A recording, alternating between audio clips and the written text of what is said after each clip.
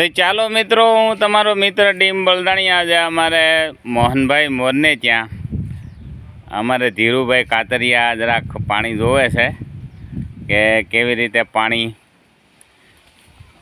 કઈ ભૂમિમાં કેવી રીતે જોવાય.